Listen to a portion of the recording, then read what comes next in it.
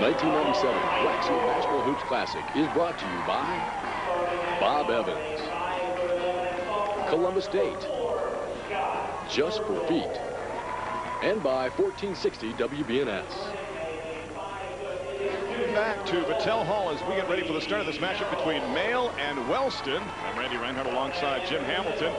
And it's time now to meet and greet the starting lineups for these two squads in this tip-off of the Coaxial National Hoops Classic. Mail comes in at 9-5 on the season. In the backcourt, the combination of Rex Bailey and Tommy Floyd. Up front, look for three outstanding players in Chris Shumate, Grant Manier, and joined by Tony Driver, who we talked about in the open. There's the head coach for the squad from Mail High School, and that is Champ Ligon. His first year at the school, a career mark of 107 and 63. And Tommy Floyd, though, banged up his knee, so he's a question mark. Now for Wellston, a great team. Brodie Merrill, a guy that's a returning starter, and really about the only guy with any experience. Nalin Arthur will play. He is moving in because of the injury to Mike Chapin. Actually, we mentioned that he had his wisdom teeth extracted. Then it'll be the S&S combination of Sturgill and Stewart and Shad Wonders. Shad is really the only guy with size inside for Wellston at 6'3", 225 pounds, and a senior for the men of Jim Derrow. Well, Randy, you talked about Mayo loves to run, and they have the height advantage too. So it'll be interesting to see how Wellston and what strategy they use to slow them down and to stay in the basketball game. Jim Derrow, the head coach of Wellston, in his 11th year running that team, a career mark of 155 and 72. And Champ Ligon, as we said, 107 and 63 in his career. Before his tenure at Mayo, he was the head coach for 6 years at Atherton High School in Kentucky. Of course, Mayo in Louisville.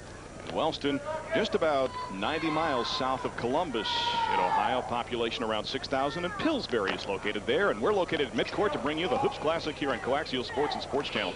It's Driver, the guy we were talking about, inside, tipped around, fought for after his miss, finally hunted down by Wellston. Again, Jim, the legs of Mail may be a factor. They got here at 4 in the morning after playing last night. It's knocked away by Bailey, strong to the hoop, and he got it. Nice job that time by Rex Bailey. Didn't look like their legs were infected there, Randy.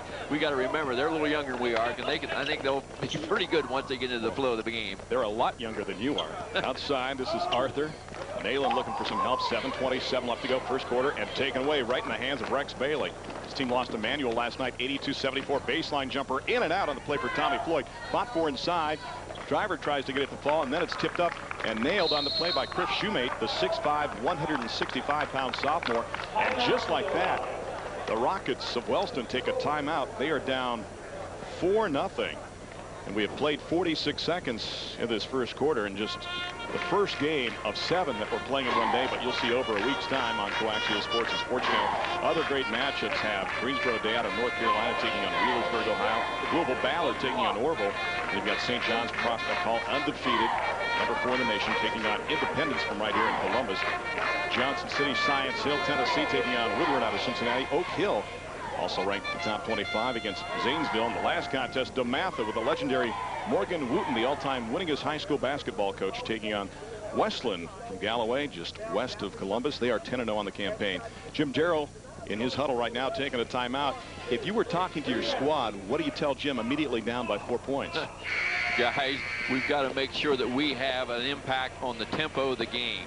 I think you found out right away, and that's what Coach Derrow was really concerned about. I think that's a great timeout, Randy, because he's concerned that the tempo gets away from them so fast that they'll be out of the basketball game before the first quarter is over. So what he did is we have to take care of the basketball, and in doing so, make sure that the tempo is somewhere where we can play with this basketball team. Yeah, we were talking about the running and resting factor for Mayo. Well, early on, they look primed and ready to go after only 4 hours of sleep and a 4-hour drive up here. This is Sturgill. The bounce pass inside, out of bounds. He was trying to anticipate the move of Shad Wonders, but Wonders was moving towards the basket. The pass goes behind him.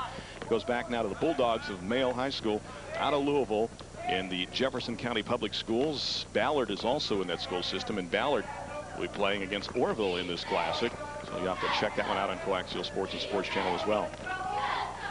This is Driver inside, and the walk is called on Tony. He's 6'3", 195 and a senior, averaging nearly 13 per contest and over 11 boards. And that guy was supposed to go to Notre Dame today on an official football visit, but he postponed it to be with his team to play in the Coaxial Hoops Classic. Classic guy. Yep, exactly. And you saw Wellston down man-to-man, and you see here we have Mayo in a little 2-3 zone. and it's going to be an aggressive 2-3 zone. They pressed after their made free throw, so they want the game up tempo. Stewart cannot convert. Wonders tries to get the rebound inside with 6:29 left to go, and he is fouled. And we noticed too that Mike Chafin is playing right now, despite the fact that he had his wisdom teeth taken out this week. Foul goes on Mail with 6:29 left to go as we look at the action inside. Yeah, you're going to see Chad Wonders here. The ball comes off the board. He does a nice job getting the rebound on the inside position, then gets fouled. He's going to the line, shoot 2. Chris Shumate picks up the foul. That is his first and team foul number 1 as Wonders goes to the line. And Shad averaging just over 8 points per contest. He was a JV center 2 years ago on the varsity last year. We talked about Wellston needing someone to help Chafin and Merrill, and maybe Chad will be that man tonight that'll step up and get the job done for him. Or maybe Kyle Stewart, who's nearly averaging 9 points per contest as well. A dribbling violation to call on Mail. Will go back the other way. Mail, a high school with great tradition, too, when you think about some of the big names they've had in the past, guys like Darrell Griffith of Louisville fame. And then if you want to go to the other school in Kentucky, Winston Bennett, who played at Kentucky, and of course in the NBA as well. So a couple of big names, along with Ralph Beard went to that school as well. As you look at number 33, Rex Bailey, 5'11", 160, and a senior. Here comes Wellston back the other way. How about that for a leap, Randy? Driver can get up there. Baseline. Nice job. The left hand by Chris Shumate, the 6'5" sophomore who averages 15.6 per contest, and rapidly a foul called on the Bulldogs with 6:08 left to go. Yeah, you see the Bulldogs, they play that last time they were in a 2-2-1 3/4 court press and really put pressure on the ball. They get it, they jump into the passing lanes. You're going to see them here jump into the passing lanes and get the steal off the pass. You just can't throw those lob passes because you're going to see Driver get way up in the air and initiates a score on the other end. Rex Bailey picks up his first foul. 2 now on Mail. None committed by Wellston. 4-1 to score. 5:54 first quarter. Sturgill playing catch outside with Merrill, sophomore and junior respectively. Brodie saw some time in the Hoops Classic last year. Outside, Brodie will launch and nail the tray, and we've got a brand new ball game at 4. Nice job by Brodie that time. We talked about him being the only returning man with any experience. Did a nice job jumping up and hitting the 3. Fadeaway jumper no good by Floyd. Rebound no good. Driver puts it back up. He's listed at 6'3". He's closer to 6'2", and leaps like he's 6'10". I'm going to say he leaps a little higher at 6'2 or 3, Randy. Outside, Sturgill to launch for 3. Front of the iron. Rebound pulled down by Shumate. Back the other way. This is Bailey. Rex trying to work on Merrill. Puts it up. Oh, a nice move to the hoop by Rex Bailey. Now, Rex Bailey has been impressive in the early going on both ends of the floor. Handles the ball well. Real active. Stopping and popping is Chafin. And again, I think Wellston playing the tempo that Mail would like to see. Look out from 17. In and out for Shumate. Fought for baseline, putting it up again and nailing it this time is Tommy Floyd, the 6'1" senior. Banged up his knee in the game against Manual last night, but is playing here in this contest. And the team with no rest is the best right now, up by 8 at 12-4. Yeah, Tommy Floyd didn't look very banged up on that, Randy. He went after that rebound very strongly, made a nice move to get open and shot it in. A couple of subs, though, for Mail as they try to make sure everyone is rested and fresh.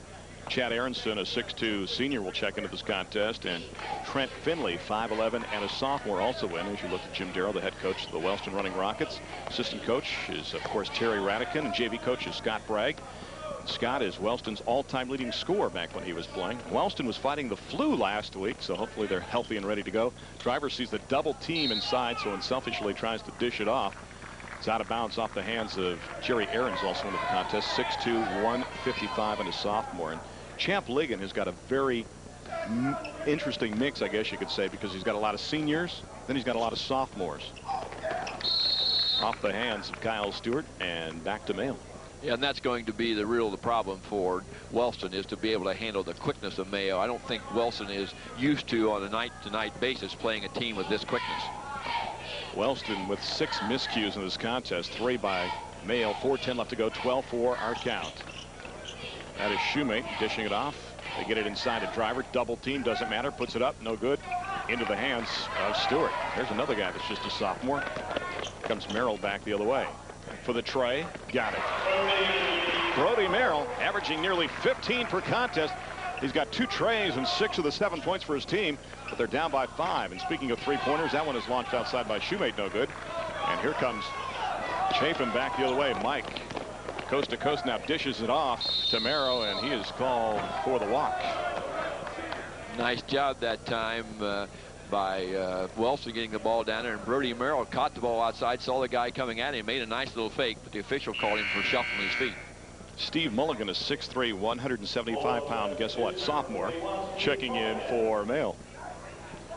Yeah, we're going to see here, we're going to see Brodie Merrill getting his feet square, and he certainly makes a nice little move here and then catches it, gets behind the line, jumps up, buries it. His high this season against Southern when he scored 24 points. And they won that game by 3 over Southern by a count of 70-67. Randy, we got Wellston trying a little 3-2 zone to do what we had talked about earlier, is to keep the ball outside. Hopefully, maybe take him some time off the clock and make him, shoot it outside and get some rebounds off the missed shot. Aarons missed his shot from outside, but Jerry Fighting Hard got his rebound and tried to put it back up, and he was fouled inside with 3:16 left to go. It was on a big guy inside for the Running Rockets. Shad Wonders has his first, and that's the first on the team in this contest. So Aarons goes to the line, averaging about 8.5 per contest, and great from the line, 79.5%. And checking in now for the Running Rockets will be number 34, Zach Mozapple. He is 6'1" and a senior. And Wonders will get a rest. Jim, let's talk about this court surface. A little different here. It's the sports court surface that you see. Sport Court providing this, and I like the colors. What is it like to play on? Well, last year, Randy, and I haven't been out on this year. I assume it's very much the same, but it really is very resilient. It gives. You don't, it's easy on your feet. I think it's a good jumping surface. I think the players like to play on it. Doesn't seem to be slippery at all. Bailey checks back in for Male. You see the H on their warm-up jerseys. That's because it stands for H for high school. They were the first high school west of the Allegheny. In fact, the school opened up in the 1800s, in 1856 to be exact. Then they were an all-male high school, so they became Male High School, and the full name was Louisville Male Traditional High School. From outside, no good. Tipped ground. Wonders gets it back, tries to put it up. In and out, no good. Spot for inside. We're going to tie it up, and alternating possessions goes back to the Running Rockets.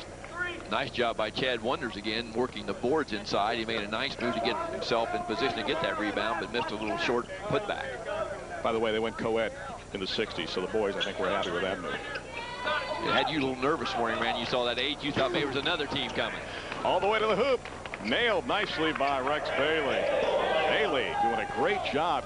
Champ Ligon said they need more scoring from him. He's averaging about 3.5. He's got 6 in this contest and very active on the defensive end as well. Yeah, being a point guard by nature, Randy, I like him. He does a lot of very good things. And Bailey is 3 out of 3 from the field this contest. This is Sturgill to stop and pop and nail it for the 3. Well, Wellston has, 10 points in this contest, and their baskets are 3 trays, 2 by Merrill and 1 by Sturgill. Yeah, and that's a little credit to Mayo's zone defense. 16-10, just over 2 minutes left to go. Aaron's going to launch and not connect. Fought for. Driver coming in hard to the hoop, but he knocked it out of bounds. And it goes off of Tony and give it back to the Rockets, who, despite all their problems early on, only down by 6 right now with 2:07 left to go. Running Rockets 4-5 on the season. They play in the Tri-Valley Conference, the Ohio division. Schools like Benton County and Nelsonville, York in that league. This is Hosapple inside. Zach. Nope. Fought forward. Look at Wonders just take it away. Shad is bad and takes it in for 2. The other thing was good that time is Merrill Brodie took it upon himself to beat that press. I like that. Or Brodie Merrill. This is Driver. Knocked away. 1:41 left to go. We'll do it again with the count at 16-12. And checking in is Grant Manier again, 6'6" senior. There's Jim Derrow. What a masterful job, Jim, he has to do not only with running his team, but helping to put on this classic. And there you look at Champ Ligon Jr. in his first year at Male, as we said, 6 years at Atherton. But actually last year he won a national championship. We'll touch on that in just a second. Well, now that we have a break in action, touch on it right now. He was the assistant coach at Sullivan Junior College, and they won the Division I JUCO national championship last season. Give the ball back to Male on the alternating possessions. There you look at Wellston. They have taken 4 shots from outside the line, making 3. If they can keep that up the rest of the game, they'll stay right in this basketball game. Shumate to Bailey, skips it out to Aarons. 16-12, 90 seconds left to go. Driver. Baseline, nice move by Bailey. Rex is the point guard, but Jim, they have him on the baseline, and he can penetrate with 1:25 left. Two very good things happened that time, Randy. The ball went right inside to Tony Driver, who very quickly sensed that he was not open, so he kicks the ball out to Rex. You see Rex making the drive there. Missed the layup, but on the line shooting 2. Merrill picks up a foul. It's his first for the team. That is their second. 6 points in this contest for Bailey. He was on the varsity last year, but spent most of his time on the bench. And Richard Harden, a 6'5" junior, getting ready to check in now. So Champ is going to that bench, and he has played what, Jim? I think 11 players already in this first quarter. And that, that makes sense. He feels that they are very competitive and give everyone a chance to play. Don't worry about those legs getting tired here early in the basketball game. Actually, I think he's using it as an alarm clock to wake them up because, as he said, they had only 4 hours of sleep. And they were a replacement team because Frankfort, Indiana was supposed to play this Classic. But if you follow the weather, Frankfort, Indiana had 12 inches of snow the last 24 hours. Bailey with a nice save. Back to Shumate. Puts it up. Well, I tell you what, Shumate gets the hoop, but get all the credit on that play to Bailey. And to Grant Manier, too, for getting the ball outside on the break. Outside, Pugh. Jamie into this contest, 6'2" and a senior. Merrill lost the handle. Yeah, shows a little quickness, Randy. Bailey from 13, 2 more. Well, they want him to score. He's taking it. He's doing that tonight. He has really done a nice job. This is Pugh.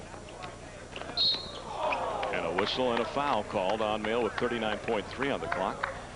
When you look at guys like Pugh, here's a guy that last year wasn't even playing basketball. He was part of the Pep Club. And here he is playing basketball, doing a great job for Wellston this season. That's pretty good from the Pep Club, just playing basketball here in the Hoops Classic. Bailey picks up a foul. That's his second in this contest. Well, 2 other guys were there too. Kyle Stewart, who starts, and Mike Chafin. Those 3 guys, all a member of the Pep Club last season. So 3 of the top 7 players for the Runnin' Rockets were cheering for the team, and now other folks are cheering for them this season. They need more response right now, down by 9. Nice penetration, and count it.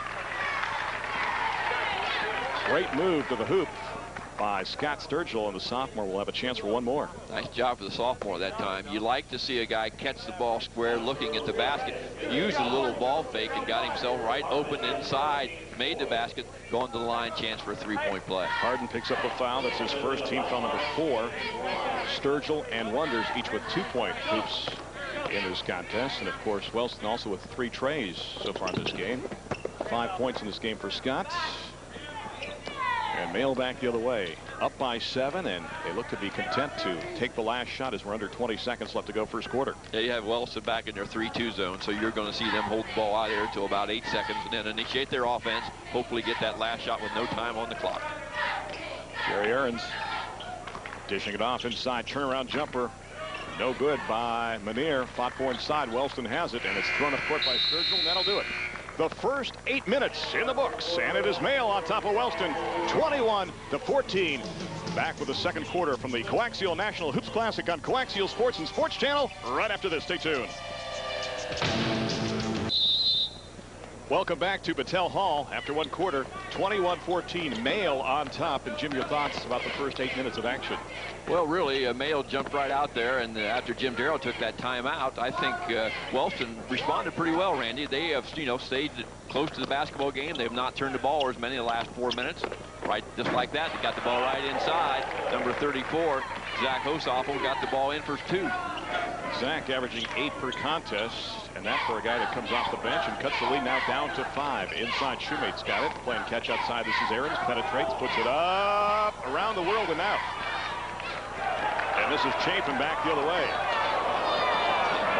Mike nearly pulled off the old dribbling violation. They don't call it. Instead, Sturgill launches. I do mean launches. Goes over the back of the backboard. Mike knew he double dribbled. So did everybody else in the field house except the 3 officials. So he kept right on going. They're doing a great job, and I was going to mention their names, but I can't do it now after that comment. Substitution checking in for Mail. Driver is back in, and Bailey back in as well. And Tommy Floyd back in. Anybody else? All right, everybody else sit down. Now, back in their starting lineup here. That'll see if they put a little more pressure on Wellston. Leading scores after 1 quarter, Bailey had 9 for Mail, and Wellston with 6 from Merrill. There you see the numbers from the field, and Wellston, they're going to have to do that to have a chance in this contest. But in fact, they might have to shoot 60%. They call the walk inside on Driver. Yeah, and I like what Wellston is doing. Coach Derrow's got him in that 3-2 zone, and if the ball goes inside, collapse. They did that time. Call it the turnover. Driver add a little shuffle. 4 turnovers now by Merrill in this contest. Wellston has committed 10. This is Sturgill. Hawk big time by Tommy Floyd. Back out to Brodie Merrill. Takes it inside, and he's fouled with 6:50 left to go. One of the things that happens with basketball teams, I think Wellston's a great example. You're going to see the foul here coming up. You're going to see the nice move by Brodie. Gets fouled from the back. But one of the things that happens, Randy, in a team like Wellston, when they don't play teams that have the quickness at Mayo, it's hard in practice, you know, to get ready for that until you experience it. The coach can say, you can't throw that cross-court pass because they're going to take it away. But until you experience that, and what I've seen Wellston do is they have responded, you know, and reacted pretty well here. Launch from outside by Sturgill, no good. Tipped around Popford, and Kent Stovall, who checked into this contest, has the basketball. Lead pass up court and nailed nicely from the baseline by Grant Lanier, the 6'6" senior. Now, Stovall is in because that last foul went on Bailey, and for Rex, that is his third, and pressure big time put on full court, and the 5 count is on. Give it back to the Bulldogs of Mayo High School. Yeah, they like to, you know, they like to have that Loyola Marymount philosophy. You know, just put pressure on your pressure on your pressure on you, and try to get the turnover and score in transition. They will run any chance they have. Lanier. Shumate. Lanier. Nope. Lanier. Along with Driver. Give them each a point on that one. Yeah, and that's something it's very difficult because Wellston can box out all they want to. Well, when the ball's up above your head, the team that's bigger and jumps higher, you're going to get the rebound.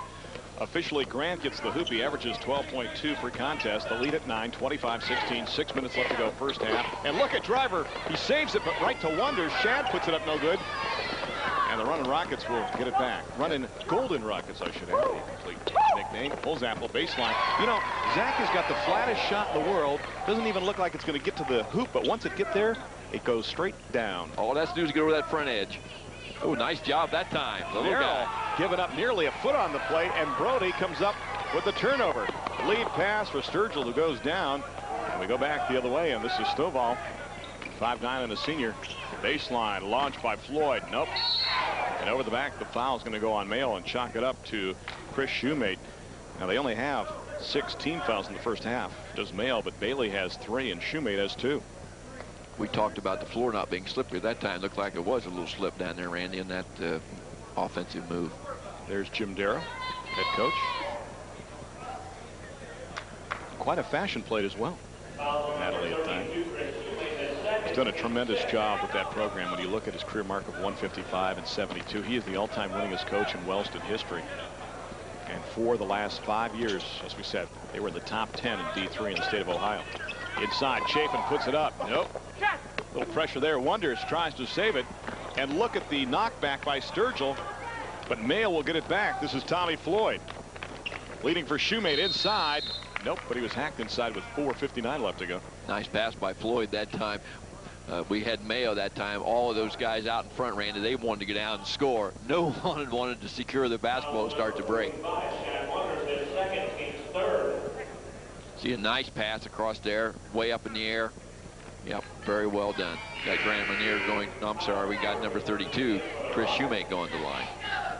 Jamie Pugh is back in for Wellston. Kyle Stewart returns as well. And Chafin will take a seat along with Wonders. Foul went on Shad. That's his second. And Shumate goes to the line, averaging 15 per contest. 73% from the line on the season. He's got 6 in this contest. Against Clark County this season, he had a dream game. He was 8 out of 9 from three-point range. He got a 3 at the end of the first quarter, a 3 at the end of the half, a 3 at the end of the third quarter, 2 threes to start the fourth quarter, and in the last 30 seconds of the ball game, guess what? Another 3. 3 you later.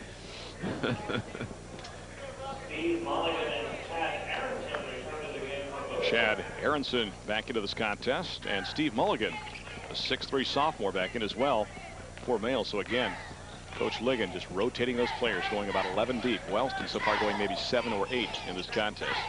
Here's Apple with the basketball. Baseline, Stewart skips it over to Merrill, but the pressure's there, but he gets by. Floyd puts it up from 17. Long rebound out to Stovall. Wellston did a much better job getting the ball into the offensive area. The problem is they get a little intimidated when the ball's there. Ken with a nice move to the hoop, but too nice. He took an extra step and he's called for the walk. Yeah, Ken, he thought he made a pretty good move, and from here it looked like he did, but the official's calling for a little carrying the basketball as he moved to the middle. You talk about this Wellston team, Jim. So many of their top players moving on. It's got to be tough to reload like that when you lose 6 of your top 7 players like Jim Derrow did last season. Yeah, but that happens in high school. I mean, that's usually, like, you know, you hope you have 2 or 3 seniors starting and a junior or 2, maybe a sophomore, but that happens sometimes. Sturgill now with 8 in this contest. It's a 5-point game again, and Stewart comes up with the basketball. This is Merrill. It's a 3-on-2. Sturgill puts it up. Got it! Nice job again by Brodie Merrill getting the ball, delivering it over to Sturgill. He responds. They're right in the basketball game. He averages 5 points over 4 quarters, but Scott's got 10 in a quarter and a half of this contest. Outside, Floyd. Nope, front of the iron. Fought for. Mulligan going strong to the hoop, and the foul goes inside on the Rockets, and chalk it up to number 34, Zach Posapple, and he'll pick up his first. Jim, you know, we talked about fatigue maybe being a factor for Mail. If it happens, when would it set in? Well, if they were playing and they were up and down hard, it would be, you know, in that third quarter, you know, in that late third quarter, early fourth. The ball game's really playing not, you know, it's not really a hectic pace right now, and they're playing a lot of players. There you see the foul inside on Zach, and rapidly as we come back to live action, the shuffle of the feet called on Chad Aronson, the 6'2 senior. And again, I like Coach Derrow's strategy here, going back in that zone. They've done a good job of taking Mayo out of their half-court offense, and a decent job of keeping their running game from being a factor. Merrill inside, knocked away, scooped up by Stewart. He got some garbage inside. Some great defense by Driver, knocked the ball away, but now it's a 1-point game, and that one goes astray and out of bounds. And Wellston now, after being down throughout this entire contest, has a chance to take the lead with 3:20 left to go, first half. Coaches always hate to start a basketball game and when it looks like it's going to be easy. And I think Mayo came out here, you know, they kind of dominated right those first 2 or 3 minutes. All of a sudden it becomes a basketball game, and sometimes it's very difficult to get back in the competitive flow of the game. Let me make another point in that regard. Last night they lost to Manual 82-74. Mayo was up in that game 20-3 and lost the game, so that just magnifies your point, Jim. 3:03 left to go first half on the turnover. It goes back to Mayo. The only thing I would think is sometime soon here, if Mayo can't get on track offensively again, you might see Coach Ligon burn a timeout. Exactly. Driver. Bailey. Good 3-man game. It is launched and nailed for 3 from outside by Chad Aronson. Now, he's an interesting story. Didn't know if he would play because he was in a car accident earlier this week and involved 5 vehicles. His neck and back was very sore. Didn't play on Tuesday. Played last night and playing again the next morning. And his team back up by 4 one more time. Yeah, they put a clinic on that time on how to attack the zone defense. Merrill for 3, in and out. And look at Driver clean the boards, but unfortunately, throw it too strong. How about that rebound? Boy, there was an offensive, showed a little physical strength and quickness. This guy is the Gatorade Football Player of the Year in Kentucky. Number 4 running back in the nation is Tony Driver, a great kick returner. I did Trinity and St. X down in Kentucky for Sports Channel, and I saw some tape of him, and he is a tremendous football player. Not bad at basketball either. And Floyd getting too happy trying to find the handle. In that situation, Jim, you just pick it up, don't you? Exactly. Instead of trying to bat it around, get a hold of it, get possession. Well, going back to Tony Driver, and athletics, having quickness is something you just can't teach, and so important. And boy, he certainly has that.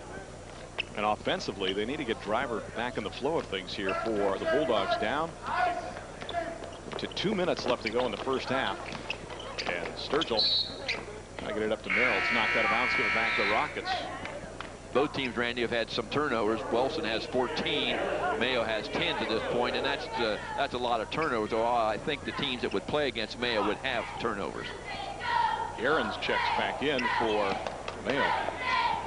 29-25. Wellston with the ball and down by 4. Sturgill has been hot in the first half. Not this time. Look at Stewart trying to keep it alive. Inside. Nice play. Give the hoop to Pugh and the hustle award to Stewart. And again, Mayo found themselves, the people outside were waiting to go the break and not go the basketball. You have to board first, then break second. Manier called for the walk. Your officials in this contest, your referee is Russ Pitts, 30 years. He's out of Mansfield. Your umpires, Jerome Gary, 16 years out of Findlay. And the other umpire is Charlie Scott, 15 years out of Loudonville. So Wellston now with a chance to tie or take the lead as they spread it out. Inside, Hosapple, nice pass inside. And trying to put it up is Pugh, and he has it rejected big time inside by Tony Driver. Yeah, I'm still impressed with Wellston, what they have tried to do here to take care of the basketball and maximize their abilities. And you're going to see here a pretty good swipe. You got number 10 Jamie Pugh going up there. Whoops, look at that. That's an athletic move. Grant Manier picks up the foul. That's his first. And Pugh goes to the line. He's the 8th man. Likes industrial arts and is high this season 9 against Eastern. Shumate back in, checking out number 25 Chad Aronson for Mayo. 1 of 2. And the lead is single points. 1:19 left to go. Glad to have you here on the Coaxial National Hoops Classic on Coaxial Sports and Sports Channel, and the old double dribble called. We've seen that a number of times. We've seen that a couple times. They finally call it that time. Jerry Ahrens came across the middle and simply touched the ball with both hands. We want to thank the following folks for all they've done to help put on this Coaxial National Hoops Classic. Big W Basketball, Jim Riepenoff, Jim Derrow, and Aaron Leventhal, and Terry Radican, Dick Smith, and John Aubrey, just to name a few. On the turnover, here comes Wellston back the other way. Hosapple got it. Zach with 2 with 58 seconds left in the first half. Wellston with the lead and a chance for one more. Nice job that time. And again, Mayo gets themselves caught. Everybody going down the floor. You're going to see a nice entry pass here by Jamie Pugh. Zach Hosapple makes a nice move to the basket. Has a chance to up the lead to 2. Jerry Ahrens picks up his first personal foul. Zach can't attack that time, and it's pulled down by Driver inside. 13 turnovers now by Mayo, 14 for Wellston, but at one time it was 10-4. So in the last 13 turnovers, Mayo's committed 9, and the Runnin' Rockets just 4. Down to 45 seconds first half. Driver kicks it back out. Knocked away. Quick hands by Sturgill. Scott the other way. Dishes it off. What a play, and rejected inside by Ahrens, but within 45 seconds, Jerry has picked up 2 personal fouls. Nice job by Scot Sturgill. He knew going in there he was not going to be able to get that layoff off cleanly. So what he did, he got under control. You're going to see him come down. He gets under control, looks at the situation.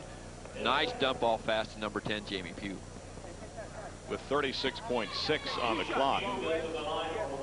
9 team fouls committed by Mayo in the first half, and only 4 by Wellston. One player with 3 fouls in this contest. That is Rex Bailey for Mayo, and he's currently resting on the bench.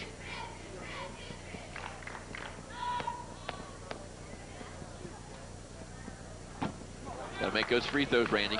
Can't be on that line and missing those easy ones. Talked about the fact that he was in the pep club last year. In fact, he hasn't played basketball since 7th grade. Again, it shows the jumping ability of Tony Driver. Half a minute left to go. Mayo with the basketball and down by 1. Manier has it knocked away. Driver trying to keep it alive. Look at this, Tony. That was a one-man show. He outleaped everybody. He kept it alive with one hand, tipped it the other hand, then just simply jumped over everybody and put it in. And touched the ball to the court. Did you see that too before he put it up? Now 10 seconds left to go. Wellston down by 1, but they'll be patient here. Merrill sees a double team. He needs some help. Now it's a triple team. 4 seconds left. The defense won't let him get off a shot. They lob it up court. Will they get it off in time? No. Nope, it won't count. Wipe it off. No good by Ahrens. It came too late, and we have played 16 minutes. It's the Coaxial National Hoops Classic Battelle Hall in Columbus, Ohio. And at the break, Mail on top of Wellston, 31-30. Back with more here on Coaxial Sports and Sports Channel right after this. Stay tuned.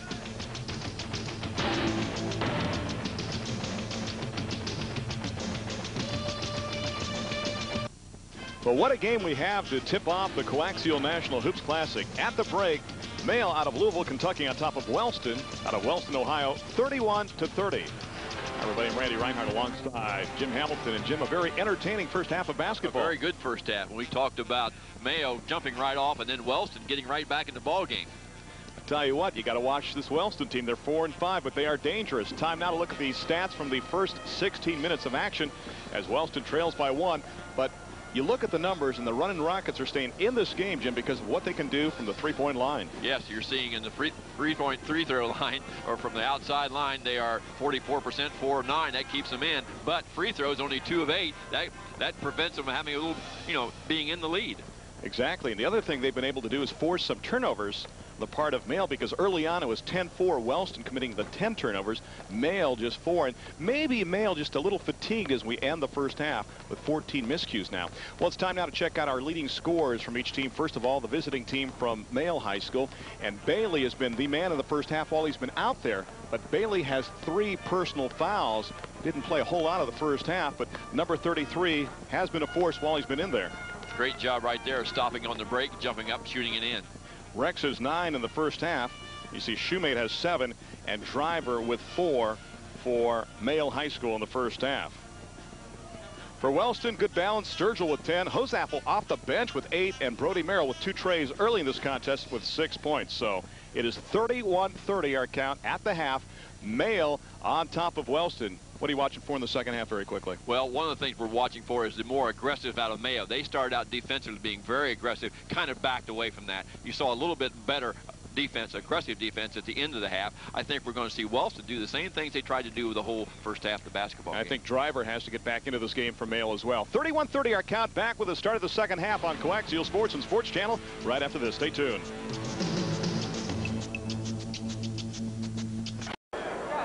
Welcome back to Battelle Hall in Columbus, Ohio. This is the Coaxial National Hoops Classic. Game 1 of 7 that we're doing, and this one has been a dandy. 31-30, Wellston trailing Mail. Mail at 9-5 on the season. Wellston comes in at 4-5. But Jim, it's been an entertaining first half. It certainly has. There's no surprise we see Wellston starting back in that 3-2 zone, which was so successful after they got out, out of their man-to-man early in the basketball game.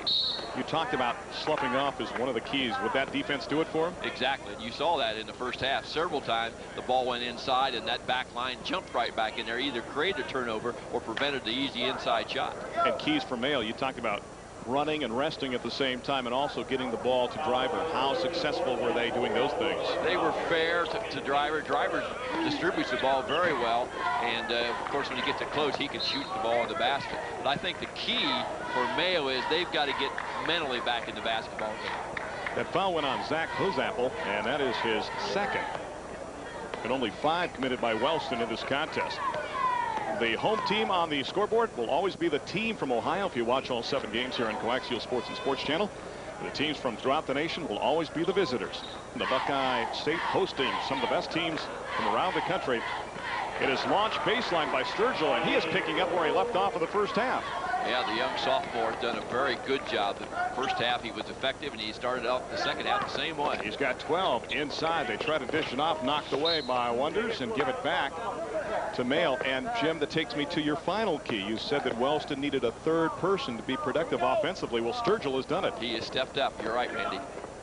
Baseline, strong move inside, and count it for Tommy Floyd with 7:12 left to go third quarter and a chance for one more. And a great touch pass by Tony Driver, number 52. One of the things I've been impressed with him is he's very unselfish, and he understands that he can distribute the basketball. We're going to see that happen here.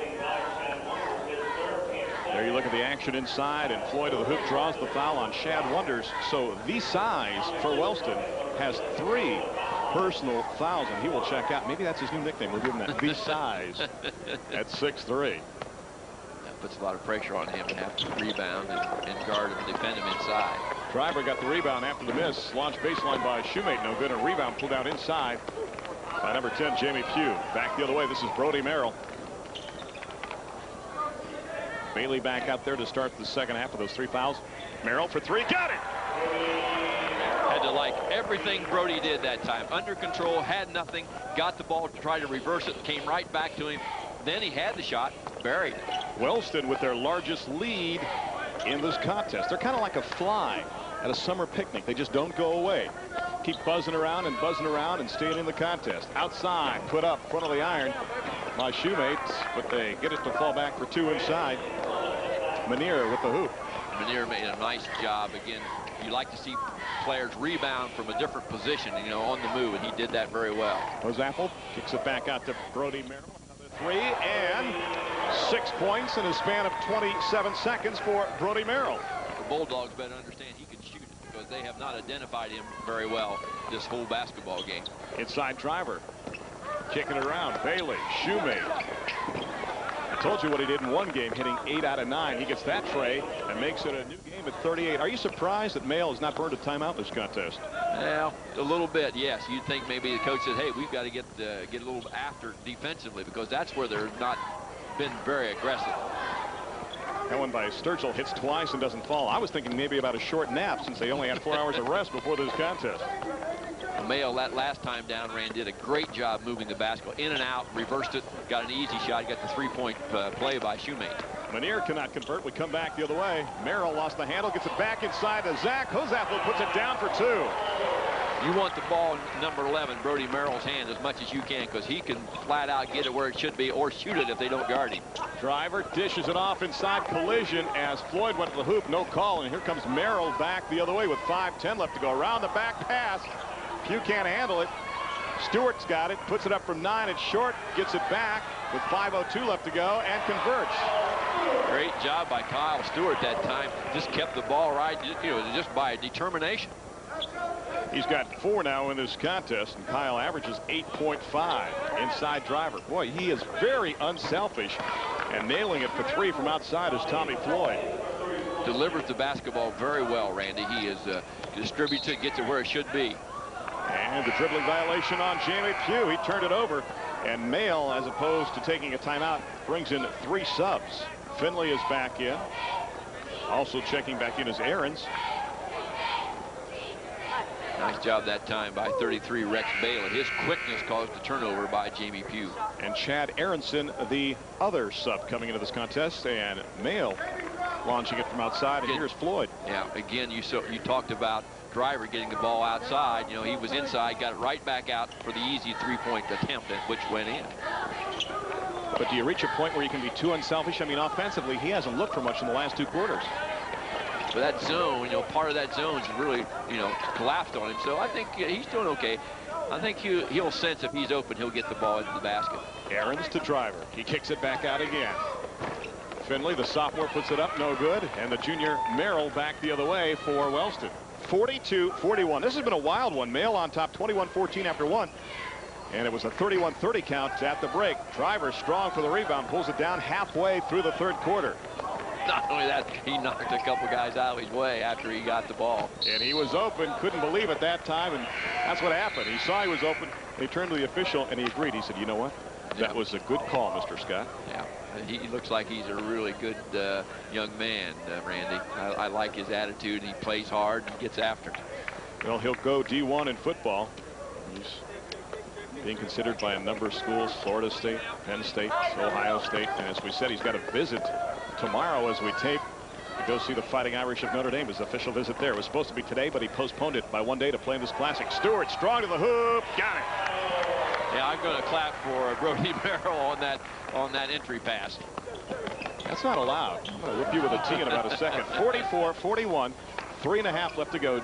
Jim Hamilton, the longtime basketball coach at Upper Arlington, and a strong move to the hoop inside by Manier, and they call the foul on Kyle Stewart for the hack with 3:26 left. And let's watch Kyle. Kyle does a nice job challenging here. You see number 30 Grant Manier getting the, yep, maybe got him a little better.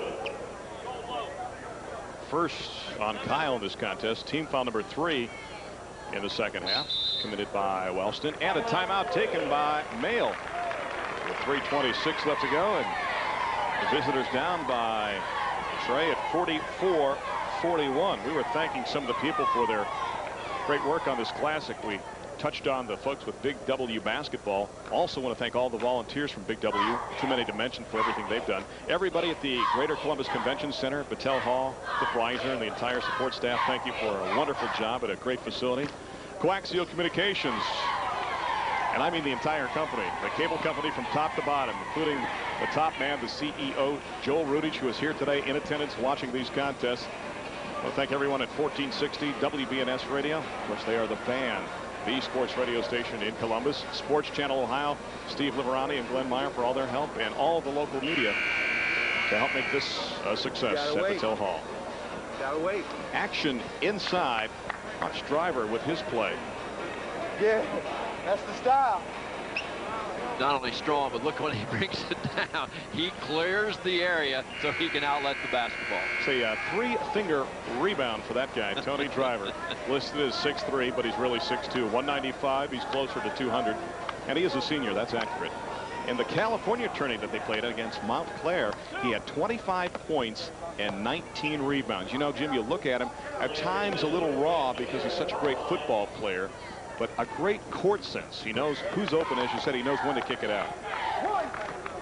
And we had Mayo taking a little time out. I think Coach Ligon's a little concerned here now. We're getting down to crunch time into the third quarter. They need to get their offense going, but even I think more importantly, they need to get their defense cranked up a little. Lanier got 1 of 2. Driver keeps it alive, puts it up, and got it. That's just offensive ability there. That's just physical, offensive quickness and ability. And we are knotted at 44 with 3:10 left to go, third quarter. Glad to have you here on Coaxial Sports and Sports Channel. Has anybody made 2 from the line consecutively? I don't think so. Baseline move. Sturgill has it rejected and into the hands of Driver. And now Mayo with a chance to take the lead. Nice job by Grant Manier just keeping his hands straight up. Oftentimes kids will reach down and foul. Look at the passing. Aronson stops, pops, and nails it for 3. And after being down 3, now the Bulldogs are up by 3. Yeah, they're getting some action here. And again, what they like to do is score and then get right back into that press. And he had number 25 that time. Chad Aronson didn't do a very good job getting position and was called for the block. He picks up the foul. That's his first and only team foul number 1 in the second half for the Bulldogs. They committed 9 as a team in the first 16 minutes of action. Hosapple will check back in now for Wellston. Look at the foul one more time right in front of us. You're going to see number 25, Chad Aronson. You see, he didn't get his body over there. He had his chest there, but his body was behind him, so got called for the block. Your hair looks good today. Both of them. 47-44. Dished inside. And a whistle will stop play with 2:37 left to go. Nice job that time. You had a pretty good move on the inside. Again, penetrating inside against Mayo's defense.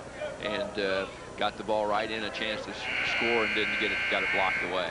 Coach Ligon looks on. Champ Ligon Jr., 36 years of age, actually 34 years of age. And there's a guy that's done it for 11 years at Wellston High School. Jim Derrow. Foul went on Aarons. That's his third. Stewart trying to hunt it down, but Driver takes it away. Lead pass to Manier. Whoa! Something went wrong. He wasn't high enough, Randy. That's where the 4 hours of sleep comes into play. Grant, this time, is short.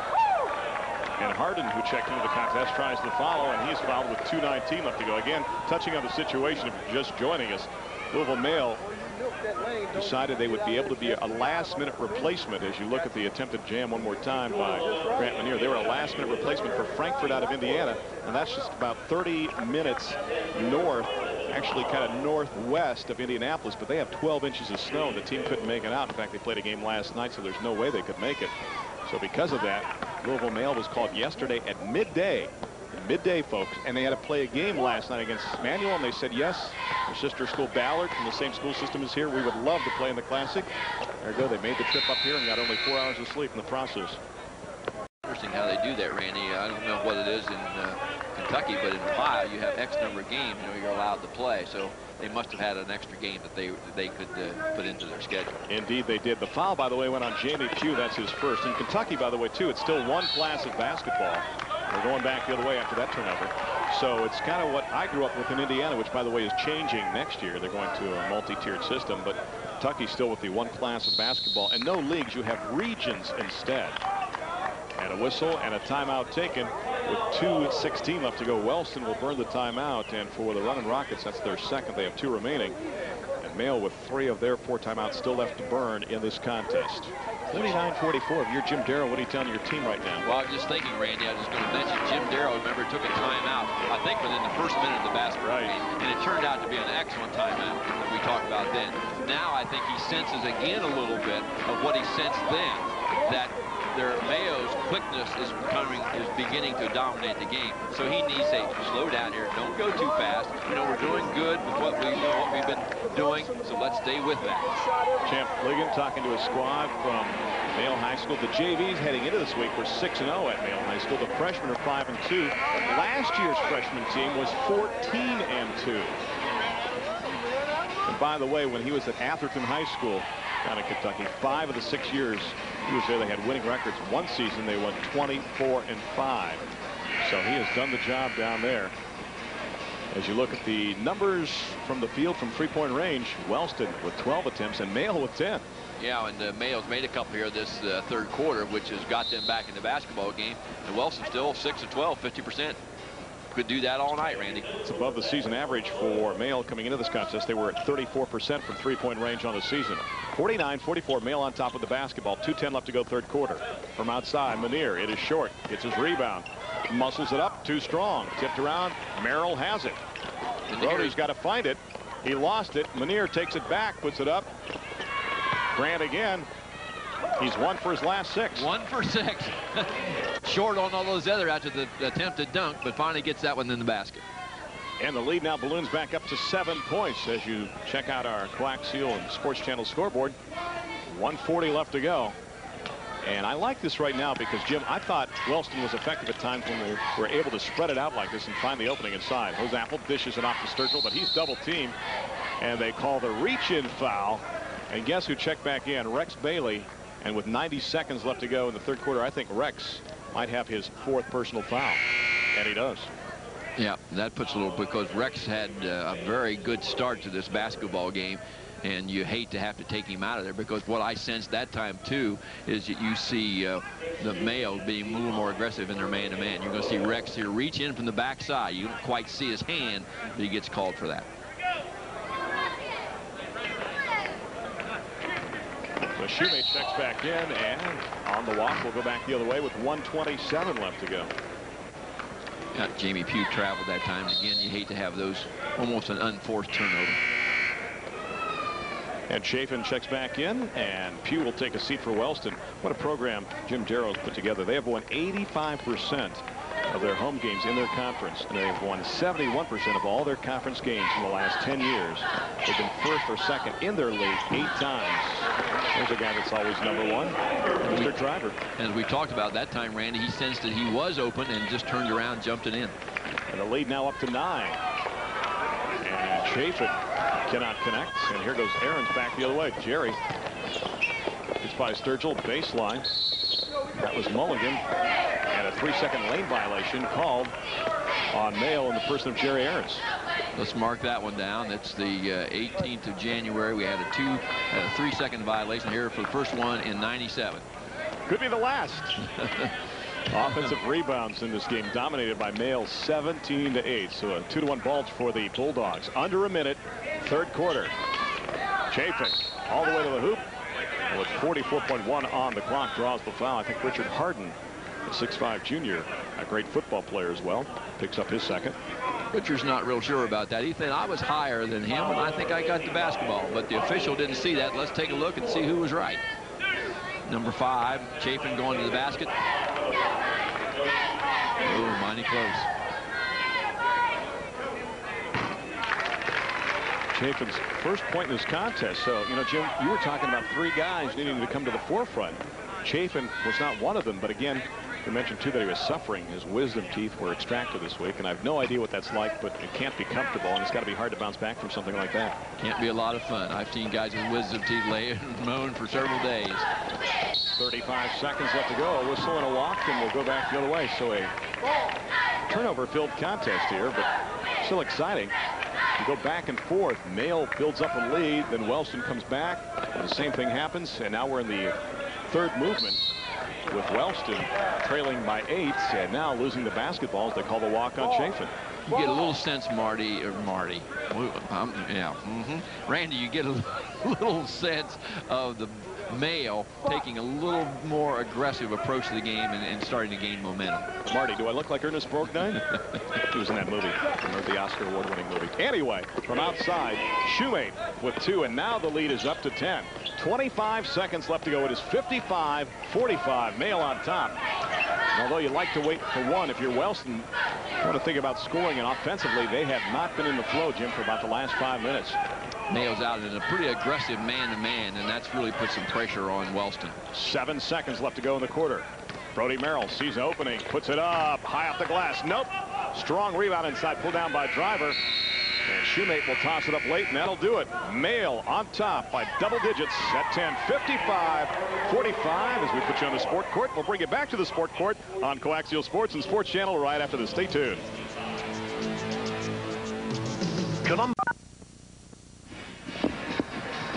Welcome back to Battelle Hall in Columbus, Ohio. The Coaxial National Hoops Classic, 55-45 the count. Mayo on top. And Jim, in the last 3:26 of the third quarter, Mayo outscored Wellston 14-1. So they went from being down 3 to up 10. And 24 to 15 in the third quarter, Randy. So they have their aggressiveness and defense are starting to dominate a little bit. But we'll see if fatigue is a factor in the final 8 minutes. 55-45, 7:55 left to go in this contest. Sturgill out there along with Merrill, Holzapfel, Wonders. And the guy taking the shot right there for Wellston, Jamie Pugh. Interesting. Mayo went right back to that zone, and Wellston came out and solved it very quickly and got the three-point play. Ahrens, Shumate, Manier, Shriver, and Harden out there for Mayo to start the last quarter. 7.5 left to go. Wellston with the basketball and a chance to cut away at that 7-point lead. This playing in 2 games certainly affected Manier. He's been short every shot this last quarter. Yeah, Grant looks a little tired. Look at the quick hands by Ahrens and a nice dribbling exhibition by Pugh. Baseline, Holzapfel, Zach puts it back and got it. Boy, nice job staying under control. Zach was not intimidated by the inside people of Mayo and got it right in. They're back in the basketball game. And I sense, too, Jim Derrow thinks that this is when Mayo will tire, plus Bailey's on the bench with 4 fouls, so he wants to attack right now with those 2 factors entering into play. Inside, Ahrens, nice move, hello. Great play by Jerry. Nice reversal, and Jerry got the basketball and then went right through the zone. Very well done. Folks, he's just a sophomore, and Driver sends it into the Bob Uecker seats. Yeah, we may have to delay the game till they get the basketball back because Tony had that one up in the cheap seats.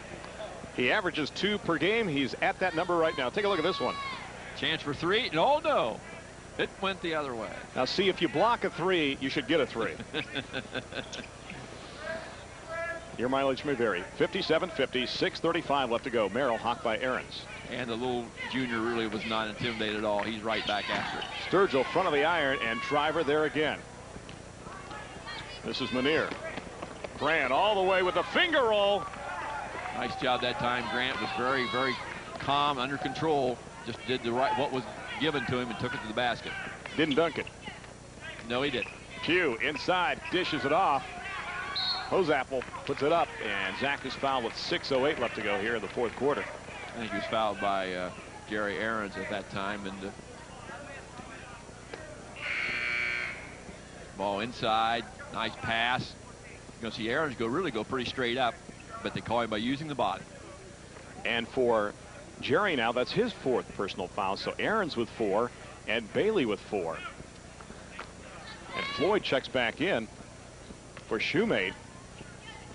You would think that Ahrens might have to come out too. Zach now with 13 in this contest. And Bailey will check in with 4, replacing the other guy with 4 as you look at Shumate along the bench. Chris, 6'5", and a sophomore. Averaging 2 assists, 2 steals per contest, and 40% from 3-point range of the season. 7-point game, 59-52. Manier tries to get it inside a Driver, but there's a double team. Last touch inside by the Rockets, so give it back to Mayo. We got Rex Bailey back in running the offense and see if he becomes a factor as he was early in the basketball game. We talked about some of the famous graduates from Mayo High School. That school is represented by Jim Derrow that you see on your screen. Had a couple of interesting people go there as well. That one is short. Harden is short. Floyd, nope. They've had their chances, and finally a whistle and a foul with 5:54 left to go. Famous graduates, how about Jeff Montgomery, the all-star relief pitcher known for his days with Kansas City. He's a graduate of Wellston High School, and a guy that grew up just outside of Wellston, 4 miles away in Colson, Ohio, was the former governor of the Buckeye State, Jim Rhodes. Yep, and Governor Rhodes spent a lot of time going back down there. He was always very active with those people. You're going to see, here's the boards. You're going to see number 55. Harden didn't get it in. Up there was number 52 Driver keeping it alive. Number 20 Floyd up, still not going in, and then the foul on the back. Sturgill picks up the foul. Stewart checks in. Hosapple takes a seat. And still 11 in this contest for Grant Manier. Other famous grads from last year for Wellston, if you're wondering, Jimmy Lambert's on a baseball scholarship at Rio Grande, and Patrick Rapinoff is at OU on the golf team. Thad Smith is playing hoops at Marietta, and Steve Fink is going to Rio Grande, and he's an assistant JV coach at Wellston High School. So now you know the rest of the story. The turnover, lead for Bailey. Got it. Good job that time. Again, number 20 Tommy Floyd made a nice job on the steal, and then initiated the pass that led to the easy basket. And I guess this is do or die time, part 3 for Wellston in this contest. Jim Derrow again burns a timeout with 5:42 left to go. His team down by 10 thanks to this hoop by Bailey. You're going to see the nice pass by number 20 Tommy Floyd. All Bailey had to do is get it into the basket, and he rolls it around, but it's in for 2. Tell you what, when Rex has been out there, he's been very effective, but he's been saddled. Had 3 personal fouls early in this contest, but did a great job of running the show at the point for Mayo High School. This team is 9-5 on the season. The Running Rockets of Wellston at 4-5 on the campaign. Last year, Wellston 18-4. They got up to number 8 in the state as we put you in the huddle now with the Running Rockets and Jim Derrow.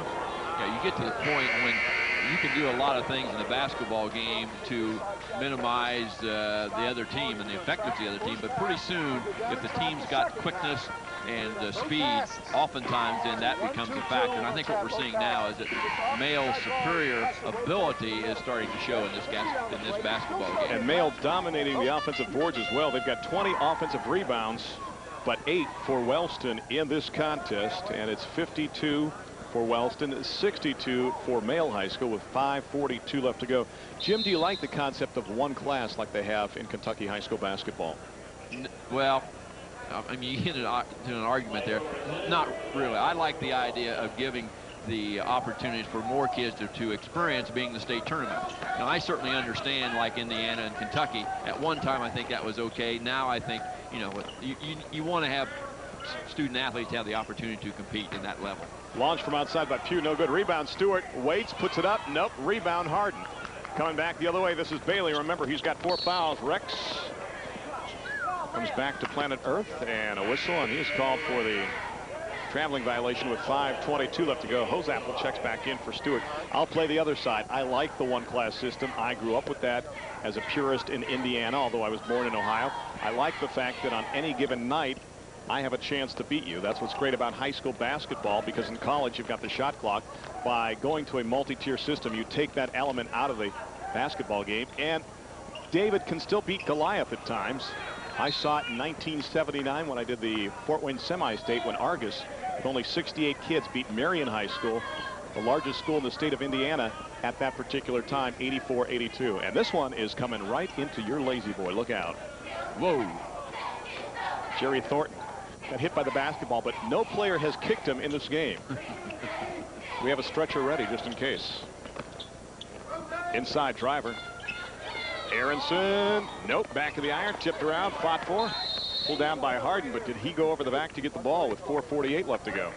I think that's exactly the call, Randy, because the official on the baseline saw Richard Harden going over the back with his arm right there, and I think the foul was called.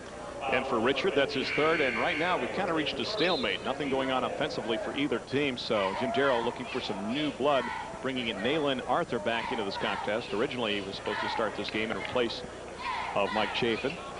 So Arthur, who hasn't played, I don't think, since the first quarter, checks back in with 4:45 left to go, and Wellston down by 10, 62-52, but still plenty of time left to go 4:40 in this contest. Right now, Merrill's having a hard time spotting up for the three. Floyd has been all over him. Inside Wonders has it knocked away by Driver. Hosapple inside. Zach with the garbage and brings it home for two. Zach's done a nice job inside for Wellston. This is Aronson. Hawk by Sturgill. Driver for Harden. Nope. They call the walk before that. Now that's a case, Jim, of being too unselfish. When you're 5 feet, you don't have to dish it to somebody who's 3 feet away. Exactly. He was 5 feet and squared up looking at it. And he just, you know. The battle of the boards won by Mayo by 16. The margin in this contest was half that until Sturgill just went the distance and cut the lead to 6 as we're halfway through the final quarter and knocked away. And here come the running Rockets back the other way, but knocked away by Aronson. Harden's got it. 2-on-1 to the hoop and count it for Floyd. Nice pass by Richard Harden. And I think this is, Randy, where you see that, you know, maybe playing those games and being, they're just not mentally real sharp here. They get a little lead and then they kind of relax and whoops, Wellston's right back in the basketball game. Put up from way outside, and that shot is short by Sturgill and saved into the hands of Harden. Check that. That's Driver back the other way with 3:28 left to go. 64-56 Mayo on top, 9-5 on the season. And Wellston comes in at 4-5. And look at this. Mayo now content to just move it out a little bit and spread out their offense and the Wellston defense. And of course, Wellston go into man-to-man, and that's exactly what Mayo wants to have happen now. They want Wellston to have to go man-to-man, where Mayo's quickness then will become a real big factor. Foul goes on Arthur. And you're going to see the drive here by number 20, Chad or Tommy Floyd, and the foul. Shumate, Manier back in for Mayo, and Jamie Pugh checks back in for Wellston. 3:13 left to go. 64-56. Each team with what, 6 team fouls here in the second half, so we won't shoot until we reach the next team foul for each squad with 3:13 left to go. Lob inside for Driver.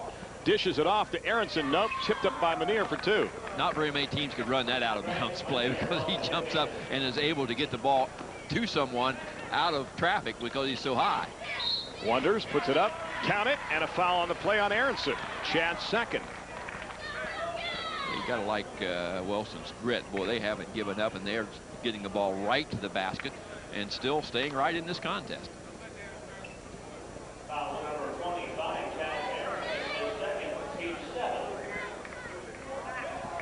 Then you're going to see the ball on the baseline. Number 45, Shad Wonders, getting the ball right in there. Nice job. Shad's the kind of guy that when you look at his play, Jim, maybe doesn't create that much himself inside, but really lives off the play of the guards. Yeah, and a nice job. His high was 20 against Eastern. Notice they play all the directional teams. South Gallia, Southern, South Point, Meigs Eastern. And now Wellston with a chance to cut it to 5 or 4. This is Merrill back the other way. Open is Arthur for about a half a second. Rejected by Driver. Nice catch by Jim Derrow.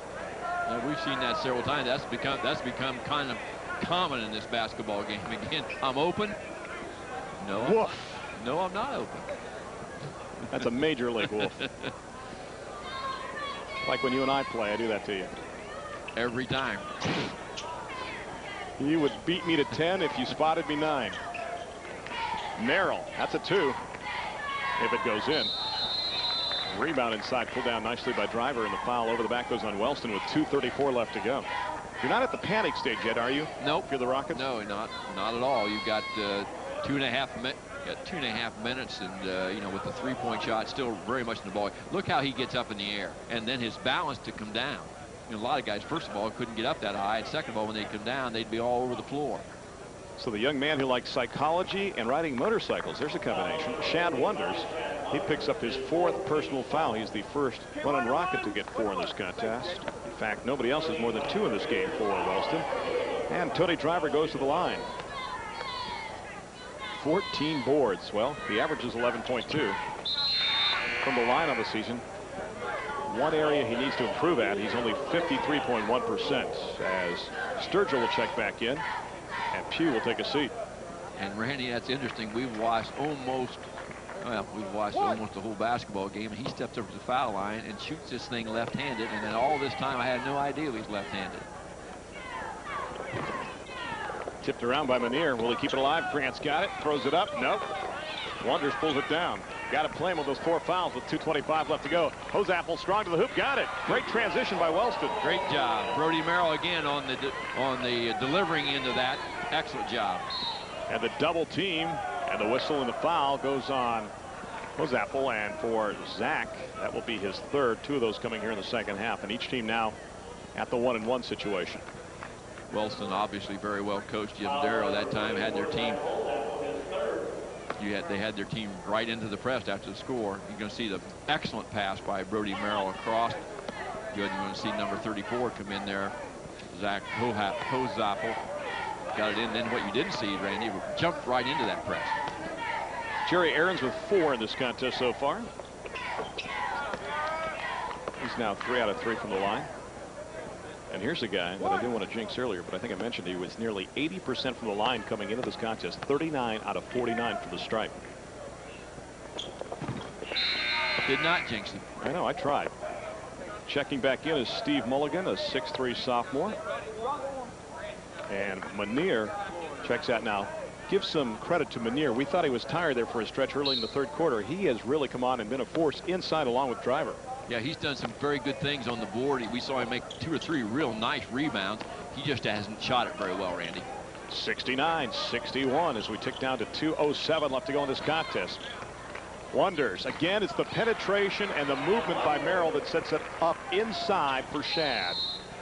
And quickly the reach and foul called on Sturgill with 1:58 left to go. And I guess if you're Jim Derrow, you'd rather see the steal, but if you can stop the clock and allow your team a chance to get back in this, you can't complain too much. That's exactly his philosophy. You hit it right on the head, Randy. We want to try to get the steal, but if we don't get the steal, stop them, make them go down. We're behind, make them miss the free throw, and us a chance to come back. Although, as you pointed out, right, this number 14, Jerry Aarons, is a little pretty good from the foul line. 4 of 4 and 6 points in this contest, and the streak continues. Although as a team, Mayo is just shooting 64%, so the key here is to foul somebody else but Aarons. And good teams will get the ball in his hands off the inbounds pass. 8-point game. Manier checks back in, and Mulligan will check out. There's Grant, 6'6", and a senior. Kind of deceiving. He doesn't look 6'6" until you post him up inside. You can tell that he's 6'6", and then Shumate is 6'5". And remember, Shumate is a guy that shoots 40% from 3-point range. Jimmy can play everywhere at 6'5", and he's just a sophomore. That's the story of this contest. Under 2 minutes left to go in this game, and they're going to call a blocking foul on Manier. Kind of like they ran out of options because Sturgill stepped out of bounds, and what are you going to call? So they decided to call the blocking foul on Grant Manier, his second. I think if we would see a replay of that, I think we'd see Grant be in really pretty good defensive position, and Grant still muttering to himself. He's not really excited about that call. He could be sleeping. As we said, Mayo only got 4 hours of sleep. And the Coaxial sports team did a Columbus Chill hockey event the night before, so many of them were sleepless in Columbus as well. And we'll go back the other way with 1:47 left to go. 71-63. Give it to Mayo, and full court pressure for that man, Champ Ligon. His team will have to fight against it here. Up by 8. And again, they get it into Aarons. Boy, and he's double teamed, no less, Jim. Yeah, they do a nice job. They switch the cross there, and then the guy guarding inbound pass jumps in and double teams. And again, he's going back to the line, a chance to make 2 more. Foul goes on Wellston with 1:46 left to go. Chalk it up to Brodie Merrill. That's his second. Let's look at part of the crowd here. The Coaxial National Hoops Classic. Now, if you're just watching us for the first time ever, they play 7 games here in 1 day. So the crowd changes throughout the day. And it's an amazing card because you have 7 teams from the state of Ohio against 7 of the best from around the nation. And what a treat it is. You see all sorts of different teams and fans. It is a great melting pot of high school basketball, if you will, on the national level. And it all takes place right here in Columbus, Ohio. Aarons will have another. And the super soft with 10 in this contest, 8 from the line, and Harden is back in. And Manier will take a seat. Well, Wellston certainly can't feel bad. it looks like they're not going to win this basketball game, but they did what they had to do, Randy, to give them a chance to win. And I really like their number 11, Brodie Merrill, their junior. He has done an excellent job for the whole basketball game. And Sturgill with a great game as well. On the turnover, the lead pass nicely done for 2 inside the Shumate. A great pass by Ahrens. Yeah, that sophomore is a very nice basketball player also. In fact, that went from sophomore to sophomore. And the lead now up to 12. Apple trying to dribble. Can't do that when you're down by 12 with that kind of pressure inside. Wonders rejected inside by Driver with 1:13 left to go, but Tony is whistled for the foul. And everybody in the house could see that coming because Tony was about to foul line when the ball's to the base. See, he's nowhere in sight. Oops, here he comes. I'm telling you, that's the best looking foul you're going to see all season. He's having a chuckle. Yeah. He handles himself so well with all the pressure that's going on, the decision of which college football program he wants to attend, and he just handles everything so well. And as we said, tomorrow he's going to Notre Dame and make his official visit up there, and he's narrowed it down to a number of schools, down to 5 choices actually. So we'll see what happens. Anybody who gets him gets a quality individual. Shad will have one more from the line. Shad says, I didn't see anyone like that in East Meigs when we were playing him.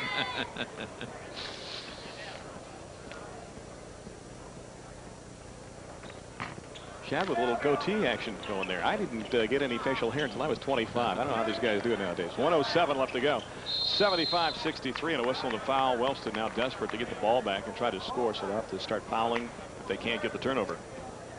One of the trademarks of Mayo that I've seen here in this basketball game is their ability to move the basketball. They do that well in their half-court offense against the zone. I thought they were very good several times of getting the ball in and out and then reverse and using the triangles. And also against the press. They do a good job of seeing the open court. Chafin picks up the foul. 2 subs in for Wellston. One of them, Matt Burris, checking in for the first time in this contest with 1:06 left to go. You hate to concede, but I think Coach Derrow says, you know, it doesn't look like it's we're going to be able to get those 12 points back in the last minute and 6 seconds. And you can now add 1 to the total that you saw for Manier, now up to 15 in this contest. Also back in for Wellston is Nalin Arthur. The other thing we should mention to you about the basketball players for Wellston is after their duties in this contest of playing this game, they have duties around Battelle Hall to help out during the National Hoops Classic all day. So it's an all-day event, not only for the volunteers and the people that put this on, but for the Wellston basketball team as well. And the work on this Classic is endless. In fact, it begins tomorrow for the 98 edition. Quick hands, great height by Shumate. He knocks it away with 53 ticks left on the clock. Nice pass to Ahrens. What a job Jerry did to see where his feet were on the baseline before he put it down. Nice job there. You know, Vail has a lot of very good sophomores. Arthur dishes it off. Wonders rejected inside. Ahrens, Shumate. The race is on. Merrill gets back there. He dishes it off at the last minute to Driver, and Tony said, put it up, put it up.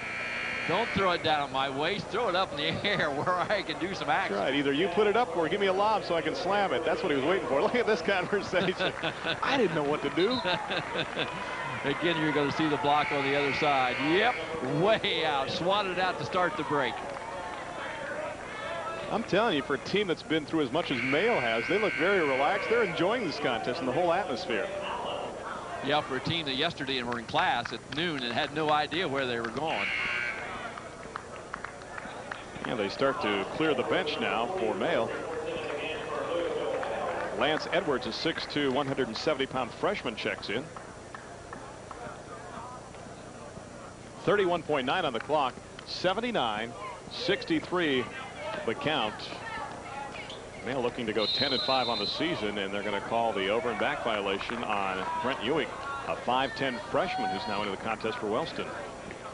Mayo has outscored Wellston 38-19 in the last 10:55 of this contest, and that is the difference because remember, at one time late in the third quarter, Wellston was up by 3. Yep. I believe it was 44-41. Inside, the penetration made by Greg Allen, the 5'11" junior, into this contest, and he's fouled with 20.2 on the clock. Well, it's just a matter of Mayo's physical ability and strength and quickness eventually became the factor in the basketball game, Randy. Take nothing away from Wellston. I thought they did a great job of neutralizing that for a lot of the basketball game. Brent Ewing picks up his first personal foul, and Greg goes to the line, averaging a point. Still has a chance to make that. 60% from the line coming into this contest. 3 out of 5, 1 out of 2 from the field, 50%. Zip out of 1 from the three-point range, and he'll make the stat sheet. The lead at 17. Chad Carpenter also into this contest, and it's taken away. But we're going back the other way. The walk is called. And it's no difference for the young men coming off the bench. Again, they're just not used to that kind of quickness, and Mayle's quickness has been a factor the whole contest.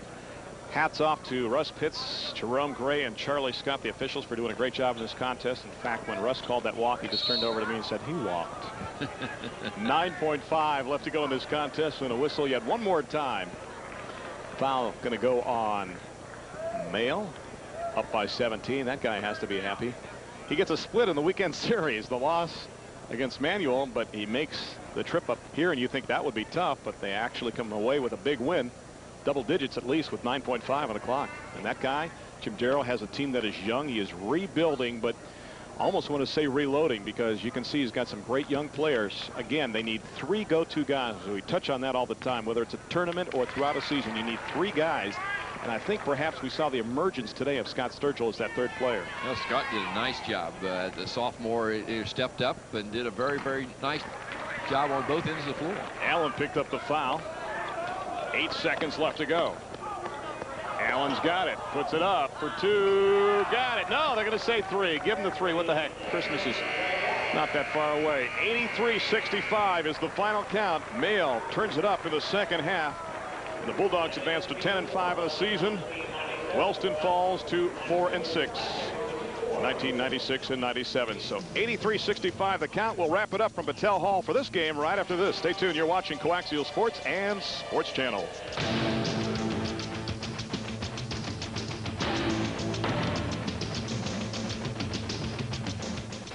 Welcome back to Battelle Hall. Mayle victorious over Wellston by a final count of 83-65. The tip-off game in the Coaxial National Hoops Classic. 7 games in one day, but you'll see them all throughout the week on Coaxial Sports and Sports Channel. And Jim Hamilton, we talked about Mayle being tired. They were not tired. They were a force. They dominated the boards tonight. They certainly did. Their quickness and speed became a factor, and you said they really dominated the boards, and that was the big key, plus their aggressiveness on defense. Let's take a look at the final numbers in this contest as Mayle is victorious by 18. You can see the bulge we were talking about on the boards, 45-24, and the number of attempts and conversions from the free throw line, also the difference in this contest. Exactly. They were 18 of 25 from the line, 72%. That's because they are aggressively taking it to the basket. You know, the field goal percentage is about even, but it was the free throw line and the rebounds that were the difference in this basketball game. You know, we kind of kidded Grant Manier about looking tired at times in the 3rd quarter, but Manier was a force when he had to be in this game. He had to pace himself after them playing last night, but Manier did a great job. He led the way for the team with 16 points, and he's a good penetrator as well. There, you just got a little under control and then changed direction and speed. Nice layup. The 6'6" senior had 16. Shumate with 14, and Aaron's off the bench with 12 in this contest for Mayle. Meanwhile, when you talk about Wellston, we touched on the play of Sturgill, but how about Zach Hosaffel? He was tremendous in this contest. Silently, he led the way in scoring for the Running Rockets. Now look here on the baseline again. Went right up there, was not intimidated at all. Nice layup there, and he did a lot of that in this basketball game. He came off the bench to get 18, Sturgill with 14, and Merrill with 12. So they had 3 players, but not enough against a strong team like Mayle. Mayle advances to 10-5 on the season, and Wellston now falls to 4-6. And Jim, it was a great way to tip off the Classic. Very good start. We saw Wellston, do a good job of what they had to do, but again, at the end, Mayle was simply just a better basketball team. So again, 83-65, the final count. Don't go away. Keep watching all throughout the week. 7 games coming your way from the Coaxial National Hoops Classic at Battelle Hall in Columbus, Ohio. For now, the final score one more time. It was Mayle getting by Wellston, 83-65. For Jim Hamilton and Mark Matheny, I'm Randy Reinhardt. So long, everybody, from Battelle Hall